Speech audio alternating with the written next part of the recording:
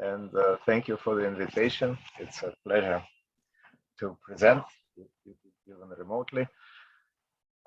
Though I do hope to join later in May for another workshop. So what I'm going to talk about today is mainly about two active scalar equations. But before I get to that, I will talk a little bit about history and overview of motivation, and some connections to other questions. And so small scale creation in fluids, the kind of interest to this phenomena goes back at least to Leonardo da Vinci, who produced a lot of very exquisite drawings of turbulent flows. And he described these flows very well, essentially gave an informal picture of turbulent cascade, that smallest eddies are numberless and large things are rotated only by large eddies and not small ones, and small things are turned by small eddies and large. And so it's one sample of his drawing, but he really produced many such pictures. And so mathematically, the first fluid mechanics equation was written down by Euler in 1755. And it's basically second Newton's law for ideal fluid, meaning incompressible and inviscid. And the form of this equation that I will use in this talk is vorticity form.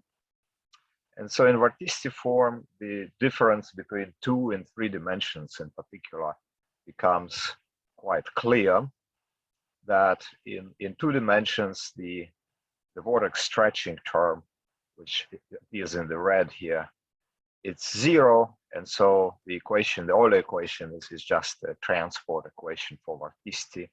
One can think of it as the main variable, and then velocity can be recovered through Biot-Savart law. And so in this talk, I will mainly talk about active scalar equations, and particularly 2, well, maybe 3, like in the beginning, to set up the story examples. So these are equations that have, I call it omega, although different letters are typically used for SQG and IPM. So omega is transported, and it's active in the sense that the velocity is recovered from the active scalar itself. And so for Euler, the Biot-Savart law, at least like in the setting of the whole space or periodic, is given by this operator. It's one derivative smoothing operator. And for Euler, both local and global results are known. And SQG and IPM are one derivative more singular, and also their laws differ, and it actually changes the character of solutions quite a bit, in particular symmetries that you have for these equations. And local well-posedness for both equations is known, but global well-posedness or singularity formation, this question is open for both of these less regular equations. And so, of course, trying to understand that and trying to construct a singular solution or prove global regularity is a major open problem for either of these 2 equations. But I will not solve that problem in this talk, but instead it's a little bit more modest problem of understanding how small scales form in these equations and what kind of rate of growth one can get for the derivatives of the solutions. So that will be focus of my talk. And so let me start by saying a few words about 2D Euler. The fact that 2D Euler equations are globally regular go back to early 20th century. And the proofs of that were given by Wolibner and Herder almost at the same time, independently. And the interesting element of these proofs is the double exponential upper bound on the growth of derivatives of vorticity. So I have it written for the gradient of vorticity, but in fact, you can get similar bounds for any derivatives. And so the question of constructing examples with growth has quite a bit of contributions over the years.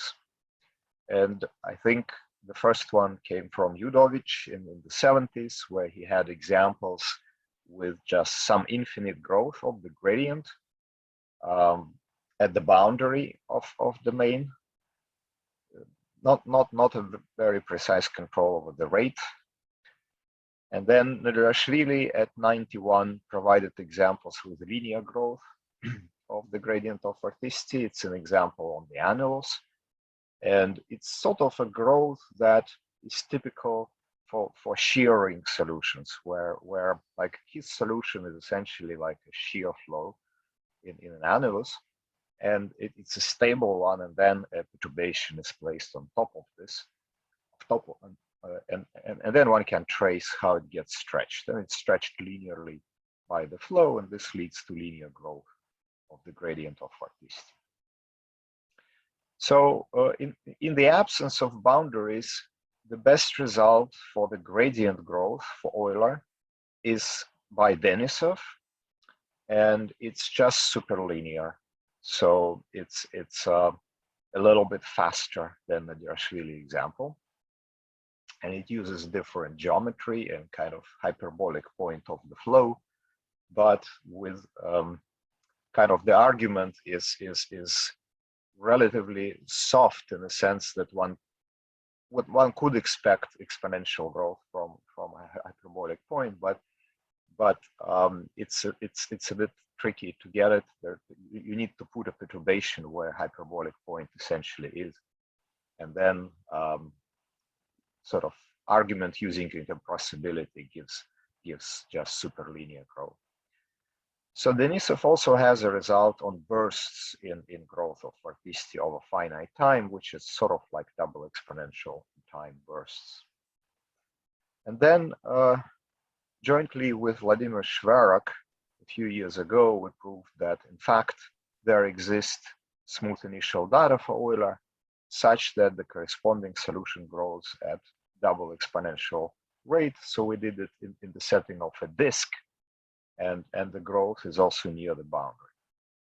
So I'll say just one thing about this proof, something that really is helpful to obtain this this essentially sharp in the rate of growth result.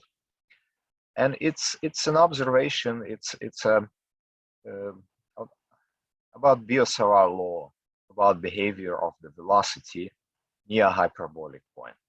So in our example, vorticity is odd, and so if it is odd, then sufficiently close to hyperbolic point, which will be at the bottom of the disk, and it's kind of similar at the top. Vorticity has velocity has the following representation that appears here. So there is a main term in the velocity, which has a relatively simple structure. This additional term here is essentially Lipschitz. One can think of it as Lipschitz. And so this term in front, though, has a flavor of log Lipschitz. So our vorticity is smooth, and in fact, U is also smooth. But as support of vorticity gets pushed towards the origin, right? So if you have support of vorticity away from this line initially, because solution is odd, has to vanish on vertical axis. As vorticity gets closer to the origin, this term can grow logarithmically, and so it kind of creates like log Lipschitz behavior. So this region Q here is where y1 is greater or equal than x1, y2 is greater or equal than x2. And so this term dominates in certain regimes, and it exactly creates like this log Lipschitz behavior creates the double exponential growth. And so this is very useful for analysis to have a kind of dominant main term, and in the constructions that I will talk about later, one of the issues that we will be trying to address is lack of such representation. So far, that's what's known for 2D Euler, and it's a little bit harder to get something like that in different situations, at least for solutions that are smooth. So before I go to other active scalars, let me make a connection to 3D Euler, because this work on 2D Euler was really motivated by a 3D Euler numerical simulation, and the geometry of the example is also motivated by the geometry of that construction. And this is how Luo's scenario numerical simulation, which was done in 2014. It's axisymmetric 3D Euler equation. And so it's written here. And it's set in the cylinder with a boundary and periodic in vertical variable. And so here's a cut of a cylinder. The solution in their example starts with just swirl. So only u phi is present in the beginning. But as you can see from the equation, u phi immediately generates omega phi vorticity, angular vorticity, that manifests itself as secondary rolls. So secondary flow, such rolls get formed like toroidal rolls in the cylinder. And it's here at the boundary that very fast growth of vorticity is observed. And it's essentially geometry similar to the 2D Euler example that I just mentioned before. It's a hyperbolic point of the flow, and very fast growth occurs there. So looking at 2D Euler, essentially taking this term 0 is a first natural step in trying to understand what's going on. And so, of course, once one has this representation for the 2D Euler solutions and this insight, it's a natural thing to try to understand the blow-up scenario for 3D Euler. But if you look, I mean, the difference is that in Biot-Savart law, it's hard to argue that there is, again, such definitely like a main term, because vorticity now can grow. So these Lipschitz corrections that we have in this representation in 2D Euler, they depend on L infinity bound on the vorticity. And if vorticity grows, then this main term may no longer be main term. In fact, if you look at numerical simulations and how they describe it, then it looks actually likely that there is perhaps not a main term. Perhaps there are kind of equal power terms, but one of them pushes towards blow up and one can oppose, right? Because the kernel of the Biot-Savart law is not sign definite. And so the proof of singularity formation for 3D Euler in this scenario is open for smooth solutions, but there are very interesting papers by Legindi and Jeong, and by Legindi and also Chen and Hao, where they prove actually finite time blow up for solutions that are not smooth, that C alpha vorticity solutions. And in some sense, this presence of this more singular part, to some extent, allows to isolate something like main term in the solution. Okay, so in a sense, like circling back to what I'm going to talk a little bit later about the active scalars, it's also while there's interest in this on its own, it's also trying to understand how one can do proofs on like growth of derivatives of singularity formation in a situation where there's not a main term in the Biot-Savart law. And so before I go to that, just want to make one remark and connect to turbulence, since this workshop is about turbulence. So of course, singularity formation is conjectured to be linked to turbulence, in particular through Onzaga conjecture, right? So that to keep the rate of dissipation in solutions constant, as in Navier-Stokes viscosity goes to 0, one essentially needs solutions to become singular. And so this is one example of singularity, and the geometry is hyperbolic point and colliding masses of fluids. Of course, there is also boundary that plays a role here. But in general, this geometry, the kind of colliding masses of fluids geometry, appears to be pretty common in actual fluids. So there is an experimental paper by So, the first author, the last author is Dubreuil. And essentially, the experimental setup is very similar to the Howe-Lewis scenario setup. It's a cylinder where they force fluid to move with a little propeller. And statistically, solution is axisymmetric. And then they have particles, tiny particles in the fluid, and a camera that is able to track motion of these particles, so they can read off sort of a velocity field in the fluid. They identify regions of extreme dissipation, or what they call singularities. So these are exactly regions that help to enforce the zero flow, the turbulent fluid. And they look at the geometry, and in fact, they classify 4 different geometries, but the largest portion is of the kind of colliding fluids, fronts, and hyperbolic points somewhere in between. And so one could think perhaps of Howe-Lewis scenario as idealized picture for this class of near singularities in fluids. Okay, so this is a sort of introduction and setting up the stage. And now let me turn and talk about actually active scalars and what we can say about them. And so the first active scalar that I want to discuss is the SQG equation, and it comes from atmospheric science. First time appeared in mathematical literature in paper by Konstantin Maida and Tabak in '94. So I write here a little bit more general family of models.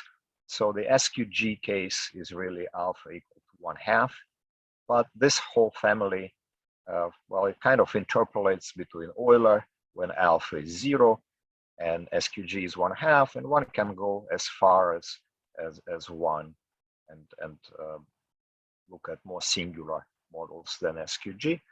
And so one has local well-posedness for smooth solutions in all this range.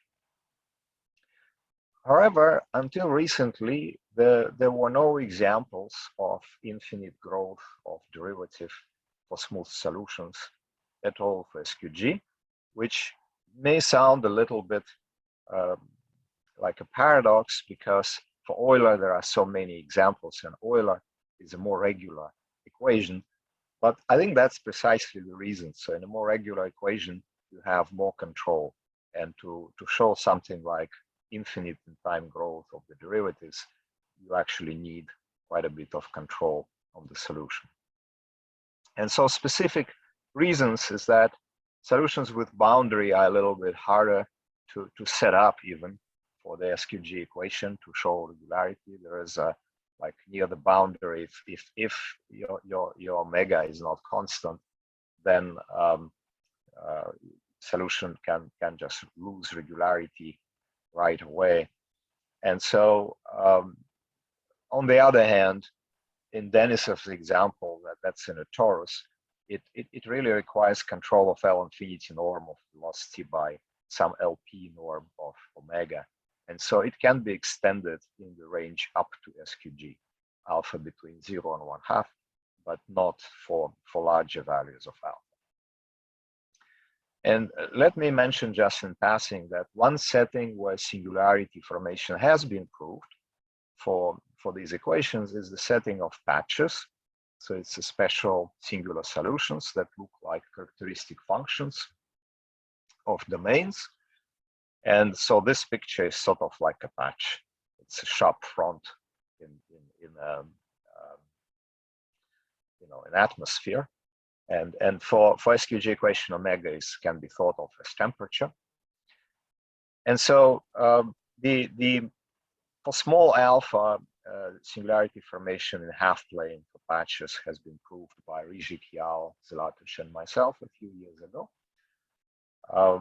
And then the range was increased by Gancedo and Patel. And so, but I will not talk about patches today at all. I actually hope to talk about some results on patches in the second workshop that will be in May. So I will focus on smooth solutions. And so here's a theorem joined with Simin He that we proved recently. So we'll consider SQG equation in periodic setting, and the alpha will be the whole scale from 0 to 1. So then there exists initial data such that the second derivative of omega essentially grows exponentially. Now, this result is conditional on solution staying smooth. So we assume solution remains smooth. If it actually forms singularity, then we're happy.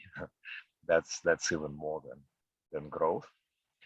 And so we fix initial data and we get this rate of growth, exponential rate of growth for second derivatives.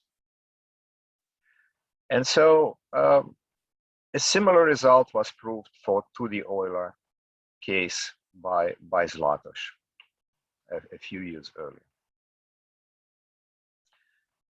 And so in our construction, the geometry is again similar to the work on 2D Euler, and therefore in some sense to Hauer's scenario. What's different from 2D Euler is that there is no main term in the BSOR law. At least we don't prove that there is a main term. So we use a different argument.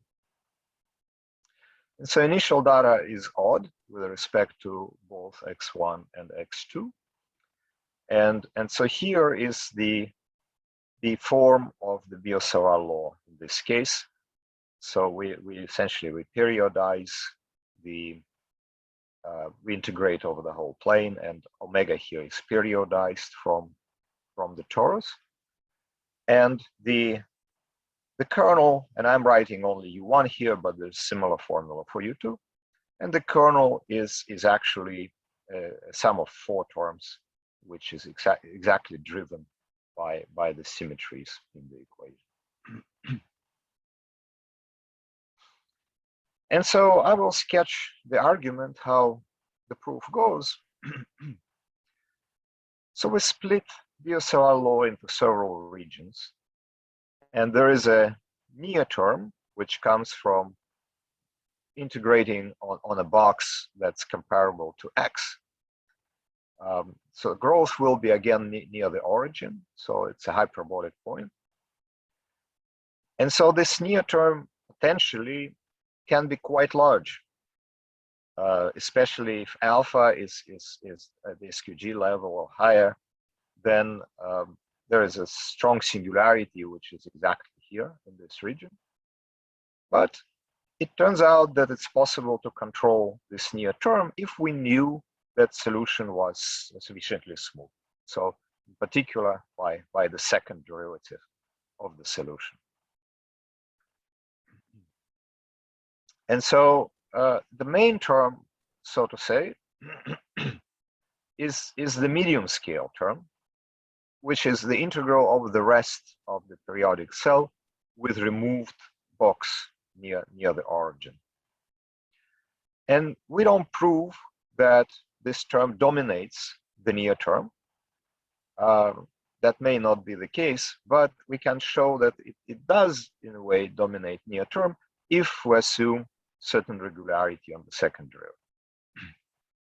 What we do prove about the medium term that's important is that in the regime where it dominates, the flow is close to hyperbolic. So that's again sort of what the main term does in the Euler case for us. And so here we don't prove exact representation for this term, but we prove that U1 and U2 are comparable. So this ratio, right, the U1 term and U2 term coming from this medium range integration, the ratio is close to 1, and we can make it small by selecting L sufficiently large, so the size of the box. And so there is also the far range, the integral outside of the main periodic cell, but this far range is Lipschitz and bounded uniformly, so it's a harmless term in a way. And so if in addition to symmetry assumptions that we've made, we also take initial vorticity, which is close to 1 on the positive part of the periodic cell, and it's close to 1 on most of this cell, so there's a small kind of boundary layer where it has to negotiate the odd symmetry, then we can show that this medium term is sufficiently large for all times. So it's just we get a large factor that we can make as large as we want. And so for the construction, we assume one additional thing on the initial data. It's that the derivative in x1 of initial data on the vertical axis is 0. And this is something that's preserved in time. And so what it allows us the idea is basically that we will track this nearly hyperbolic transport of omega from locations near x1 axis towards x2 axis. And that's exactly like the values near x1 axis are larger because there is no such degeneration near x1 axis. And as they travel towards x2 axis, they will create growth exactly in second order derivatives. And so that's basically the idea. We choose initial data, initial point, not initial data, omega 0 is fixed, initial point that we're going to track depending on the time where we want to control growth. And so, and then we just track this trajectory. And basically we say that the medium term has to dominate unless the second derivative is already large. So we have this control on the near terms, and basically we can show that unless this derivative is already large, then the medium term is dominant. And then we just look at a few alternatives. So if we reach time t and we stay sufficiently low in x2 coordinate, then we can just use the lower bound on the medium term to get compression, because we control the medium term near the origin. And if we actually are going out at some point out of the box, then we know that as we are going out, our x2 has to be our x1 has to be small, right? Because we really grew in x2, and that, since our trajectory is almost hyperbolic, that kind of forces compression in x1. And this, in its turn, forces growth in the second derivative. Okay, so that's what we can get for the SQG. It's sort of exponential growth in time, but for second order derivatives.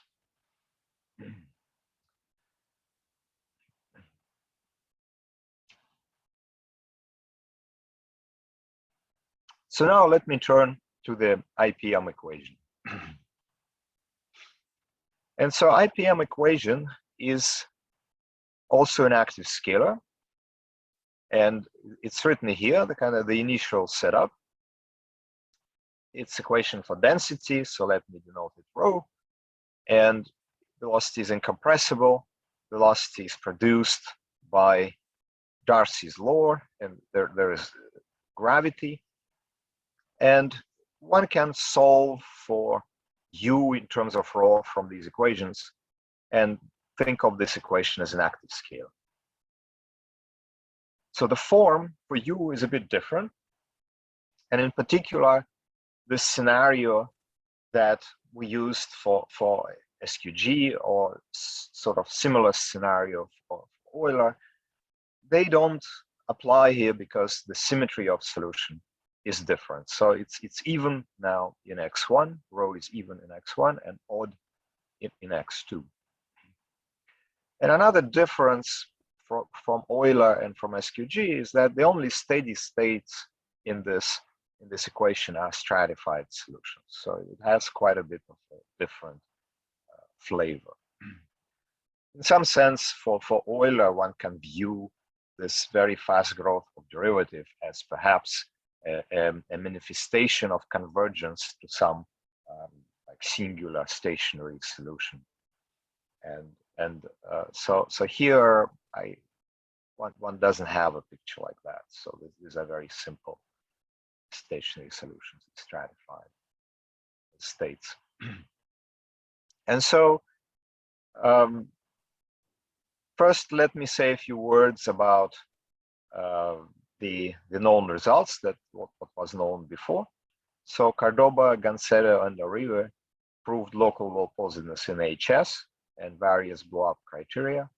They also ran some numerical simulations which suggest growth in derivatives of rho, but not very fast. At least it looks like not a blow-up growth, not a finite time blow-up. And then Friedlander, Gancedo, Sun, and Vicol looked at a more singular equation, like reducing the power of Laplacian and Biot-Savart law, and proved that it's ill-posed in Sobolev spaces, and also some well-posedness for patches. Elgindi proved result on asymptotic stability in the whole plane for the natural stratified solutions in large Sobolev spaces with large regularity. And a similar result was proved by Castro, Cordoba, and Lear on a strip, also near stratified solution. So again, as far as I know, I mean, I'm not aware of any growth on derivatives of rho in the setting infinite time growth for the IPM equation. And so jointly with Yao, we worked on this problem and produced some examples of infinite growth. So here's exact theorem. We prove that there exists initial data. And again, it's sort of a conditional result on solution that it remains smooth. Of course, if it doesn't, then we have something even more dramatic than just infinite growth of derivatives. And so the rate of growth we're able to show is dependent on the derivative, and it's a power law, as you can see here. So we prove growth for Sobolev norms. So it's a bit slower, right? It's not exponential like for SQG or double exponential for Euler. And the idea of the construction is actually quite different from SQG, from Euler construction. So we don't really have this hyperbolic scenario that is very useful for Euler and SQG, but we have something else for the IPM equation. Namely, we have potential energy, which is monotone quantity. So direct computation shows that the decay of potential energy is controlled by H-1 norm of the set of the dx1 of rho.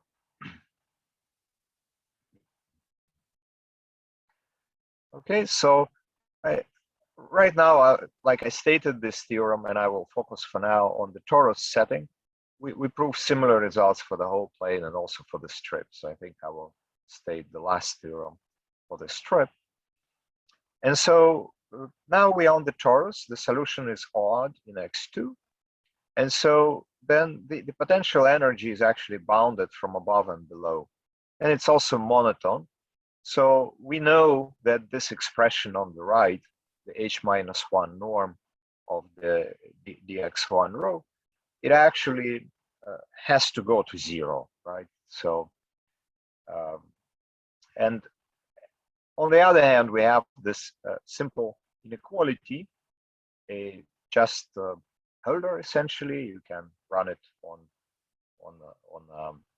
a Fourier side, and so this h-1 norm goes to 0, and therefore, if we can find solutions for which we can prove that dx1 derivative of rho in L2 is bounded from below for all times, this will force the Sobolev norm of dx1 rho to grow, right? So because this product has to be greater than a constant. And so that's exactly the plan of the proof for growth of the derivatives. And so we identify a couple of different geometries for which we can prove something like that. And so the first type we call bubble solutions. And the only thing we need from this kind of solutions is that there is a simply connected level set in rho 0. And rho 0 is not identically constant inside. So like a little bubble. And so in this case, we can find small constants so that for x2 in at least a small set, we'll have this bound on dx1 rho. Just the integral of dx1 rho in dx1 is always larger than mu. And then from there, we can, of course, get a lower bound for L2 norm of dx1 rho.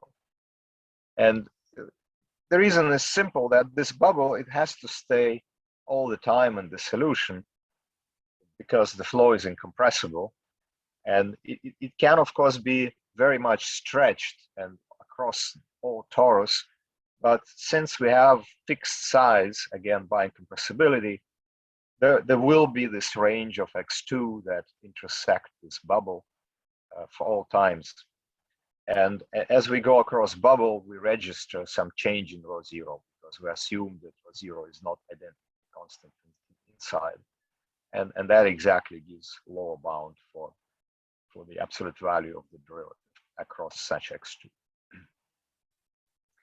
And so this is first geometry of the solution for which we get this kind of growth as in the theorem. And then second kind of solution is layered solutions. So here each level set is a curve that is wrapping around the torus. And there is a unique stratified state that is topologically consistent with such initial data. And so the way to get growth is to choose initial data so that the potential energy of this initial data is smaller than potential energy of this possible stratified state. So that ensures that the solution cannot converge to the stratified state, right? Because potential energy is monotone decreasing. And so a picture of such initial data as an example is here. So here is rho 0, the light density. And due to oddness in x2, there is a layer where density is 0 near x1 axis. But on the other hand, there is a cloud and a mushroom of this low density that is also higher in the torus. And so density is then heavy here between the cloud and the layer. And so in this case, the corresponding stratified solution would have this density 0 lower than density 1, right? So that's topologically consistent with this initial data. But this cannot happen. And so basically what we know is that for all times, there must remain this layer here, right? Just because we have oddness on this axis, so solution is 0 here. And on the other hand, this cloud will also persist and be here in this region higher up. And this forces us to have this kind of connection here. And every x2 that crosses this link is going to gain x1 derivative, right? So we're going to have this bound for every x2 like that. And so for this geometry, then again, we are going to have growth as in the theorem. And so these examples to growth can also be used to obtain results on nonlinear instability. And basically, here's a sample result of that we prove. And let me state it for a strip. So there is a no penetration boundary condition on top and bottom. And basically, the result that we can prove is that there's always, like for any stationary solution in the strip, any stratified state that we can build, there is a perturbation that is smooth, but we can make it arbitrarily small in a sufficiently rough Sobolev space, so rougher than H2, and such that the corresponding solution satisfies growth in Sobolev spaces that are bigger than 1, right? So at infinity, there is growth at a power rate, and this gives a sort of a picture of transition if we compare with the existing asymptotic stability results by Castro, Cordoba, and Lear. They show asymptotic stability in sufficiently high Sobolev spaces. So if you take the patient that is small and in high Sobolev space, you get asymptotic stability. And so in the rough Sobolev spaces, you actually don't get this asymptotic stability. You can get these wandering solutions that create small scales. And the proof of this theorem is based exactly on the growth constructions that I described. Essentially, for this theorem, what we do is we place, we choose rho s to introduce a bubble into the initial stratified state, and then you basically you can compute what price you have to pay for introducing this bubble to changing geometry solution near some point. And it turns out that basically you have to pay, you can only make small this price in Sobolev spaces that are less regular than H2. And so this gives this theorem on the nonlinear instability. So the flavor is more of a kind of Lyapunov functional argument rather than trying to prove nonlinear instability from non-linear instability. Okay, so that's it's a little bit different approach in that sense. And so I think that's basically all I wanted to say. And to summarize, I think that small scale creation is pretty much ubiquitous in active scalars. So we looked at two typical equations, but and with different character and different rates, but it's pretty much ubiquitous. And also what we are trying to develop is a kind of a suite of tools of how to prove results like that. And I think the big challenge is in that sense the 3D Euler problem and the singularity problem in the Howell scenario. And some of the difficulties that are present there are also present like in SQG setting. So this difficulty in understanding the Biot-Savart law and the structure of the velocity near singularity. But of course, in the 3D Euler setting, there are additional difficulties. So the fact that vorticity can grow in that setting makes the Biot-Savart law a bit harder to control. And so I think I will stop here. Thank you.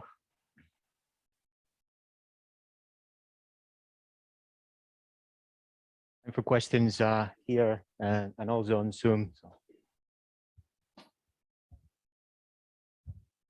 Yeah. First, thanks for the very nice talk.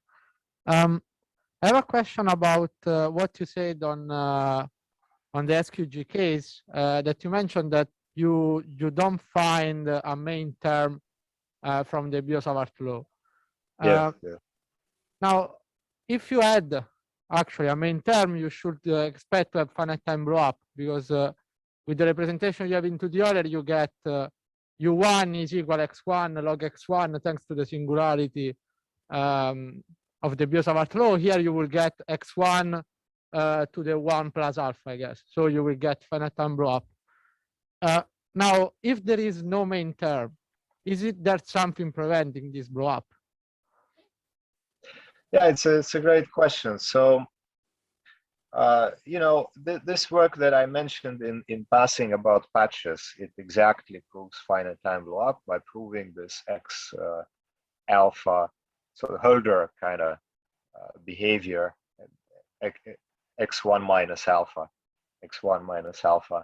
Hölder behavior. And in that case, we have to fight there's a fight between two terms, and one is pushing towards blow up and one is pushing against. So there is no main term in that setting, in that sense. And we prove that the blow up term wins only by using smallness of alpha. So that's at least one place in the proof where smallness of alpha is important. And so in this scenario for smooth solutions, I'm not sure if in this particular geometry one would get finite time blow up. And I think the issue is that the odd-odd symmetry forces solution to vanish near the hyperbolic point. So there's a little bit of degeneration there in terms of a strength, right? For a patch, you don't have that. And so that is the, like in Euler, that works, this scenario works to give a very kind of sharp main part of asymptotics, exactly because you can put a boundary there, and then your vorticity doesn't have to vanish at that separatrix. But for SQG, you have these two separatrices and solution vanishes on both. And I think that kind of takes a little bit of power out of the drive towards blow up. So I'm not sure that in this scenario you would get the finite time blow up. I mean, I'd love to be wrong, actually. But thanks a lot. Yeah. Thanks. I think there was a question online. Milton, you want to ask your question yourself if you unmute? Yes, please. Can you hear me? Yes, we can. Yeah. Okay. So here's the issue. It seems to be the scenario for fast growth of gradients or for small scale generation. The examples that you have seem to be fairly contrived, in the sense that you have to set up the data just right to be able to prove that the gradient is growing. However, you do expect small scale generation to be fairly prevalent, in the sense that it happens, not only happens, but it happens fairly often in a flow that is sort of random. So the question is, can you see this in some sense, can you see in this sort of cooped up scenarios a situation that you can actually, that could actually happen often in generic flows? Yeah, so I think it's a great question. And I guess one thing that is present in all examples where we are able to show growth in the derivatives is symmetry, right? I mean, you kind of have to use symmetry, otherwise you have chaos, and and then you can do nothing. And so in that sense, it looks like I think this kind of tradition of using symmetries to catch this growth has a long history, right? There are many scenarios for like 3D Euler growth that go back years ago, and again they use sometimes fairly sophisticated symmetries. And so to me, what I think about this is essentially, I think this is sort of an evidence that one can think of these hyperbolic point scenarios, such as Howe-Lewis scenario. And I mean, Howe-Lewis scenario uses the boundary in an essential way, but Tom Howe has more recent simulation where he also sees something like singularity formation near the axis, so that would not use the boundary. But again, it's a more delicate thing, and seems to be less stable, that scenario. And on the other hand, this is experiment, and it seems like in the experiment, most of these extreme dissipation regions, they have geometry that is similar qualitatively to Howe-Lewis scenario. So I would say that one can perhaps see Howe-Lewis scenario as an idealized setup, which may actually be relevant for what happens a lot in the fluids. But you really do need this symmetry to keep your argument alive, because that may be the only thing that's keeping the solution stable, right? And it's quite possible that this extreme dissipation region that happens generically in fluid, they are very unstable, right? So you kind of come very close to blow up, but maybe you don't quite hit it. And in that case, analytically, there's just no hope of proving it. But if you can use symmetry to stabilize it, perhaps, and then you have a chance. And then basically what you have is a blueprint for these much more common scenarios. Thanks. Yeah. So and for IPM, in fact, I think again we have to use symmetry, but the idea is fairly simple, and it's that this sort of structure with the potential energy and the fact that it's decreasing, and you cannot reach a stratified state that you could have had as a stationary limiting point.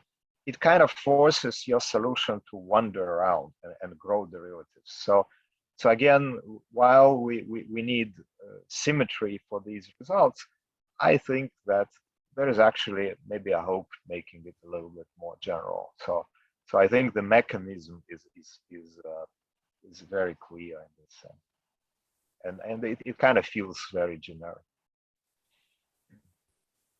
Peter, did you have a question as well? I was thinking of making perhaps a comment. So the difficulties are in 3D Euler and even IPM. There are some self-healing properties, and if the underlying picture is very irregular, then there is some cancellations, as actually Sasha mentioned, and the cancellations might take away the freedom to squeeze things.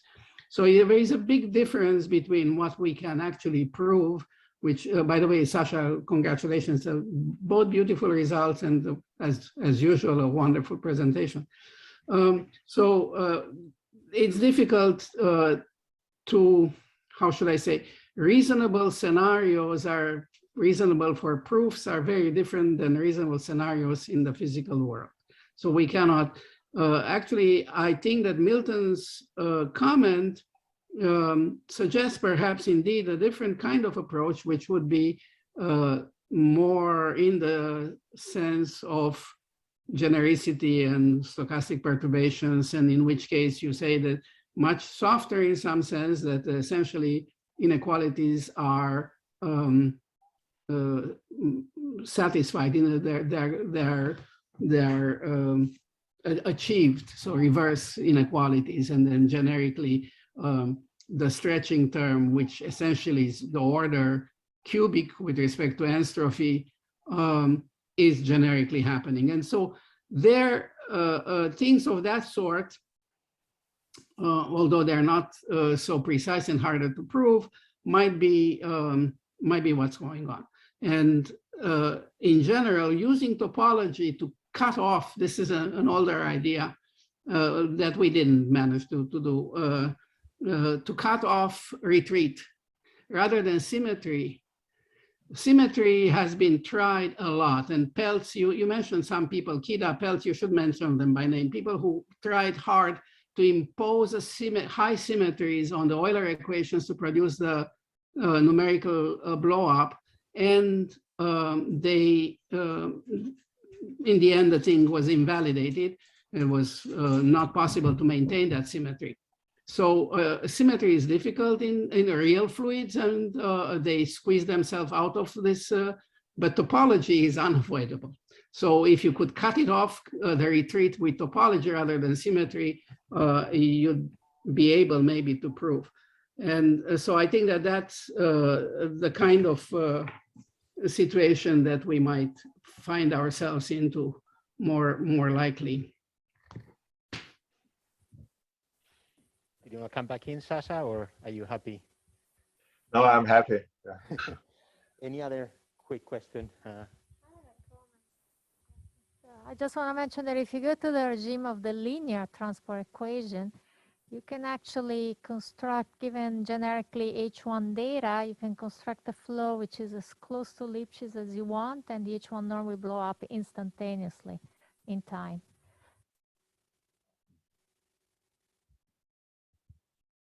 I see. Anybody else here or online? Because I haven't followed. All right. If not, thanks so much, Sasha. That was an excellent lecture. I'm going to start in a couple of minutes. Thank you. So we start with the